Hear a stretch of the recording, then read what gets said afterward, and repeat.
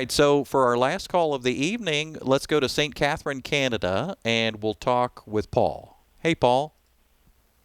Hello, Dr. Farley. Thank you so much for taking my call. Yes.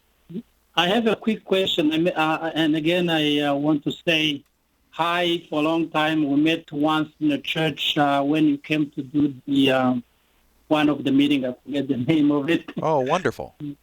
Yeah. My quick question is about Hebrew chapter 6, verse 4 and 6. Okay. Isn't it talking about Christians or unbelievers? Okay, yeah.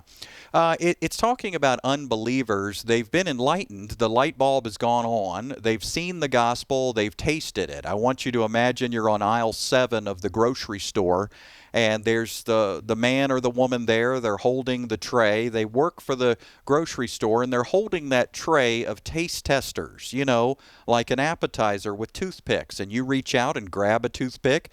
They smile at you. You slide that toothpick into your mouth and get a little taste. Now, here comes the awkward moment when you're supposed to decide something. They look at you, you look at them.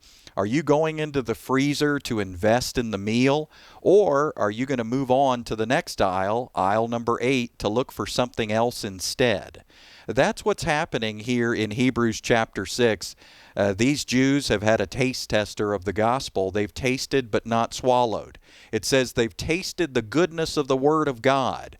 And then, to further drive this home, verse 7 says, land that drinks in the rain bears fruit. But then, land that doesn't drink in the rain, what happens? It produces thorns and thistles, and it's close to being burned in the end. So that's a contrast between two kinds of soil, land that drinks in the rain and land that doesn't. That's talking about a believer versus an unbeliever. So this is a warning to the Jews 2,000 years ago. Hey, take this gospel seriously. If you've tasted the good word of God, go ahead and swallow it. Go ahead and drink it in.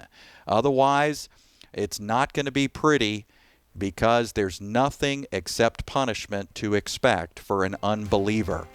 This is why he at the very end says, Beloved, we're convinced of better things for you, things that go with your salvation.